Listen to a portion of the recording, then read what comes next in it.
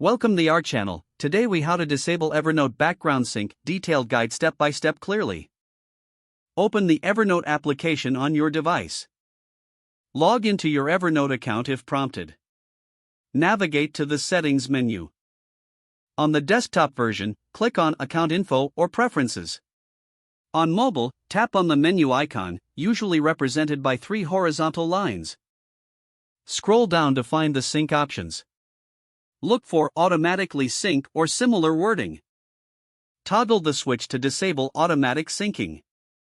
Confirm the action if prompted. If using a mobile device, check for any additional sync settings. Adjust any device-specific settings related to background app refresh. Return to the main screen of the app. Verify that the syncing status reflects your changes. For further assurance, test the changes by creating a note.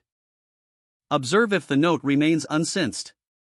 If all steps are completed successfully, you have disabled Evernote's background sync. Remember to re-enable syncing when needed by following the same process. If the page does not load, refresh the browser or try again in a private or incognito window. Make sure you are using the correct email address, then retype it carefully to avoid small typos. If your password is not accepted, use the reset option and create a new strong password you can remember. Check your spam folder for verification or security emails, then complete any requested confirmation steps. Enable two-factor authentication if available to improve account security and reduce unauthorized access risk. After signing in, review your profile details so your contact information and settings are accurate and current. If you see an error message, note it down and try again after restarting your device and internet connection. Log out when you finish, especially on shared devices, to keep your account and payment information secure. If the page does not load, refresh the browser or try again in a private or incognito window.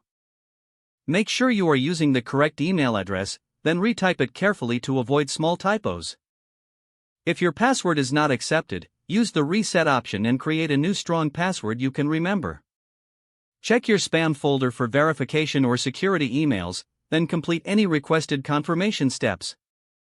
Don't forget to like this video and subscribe to our channel for more step-by-step tech guides.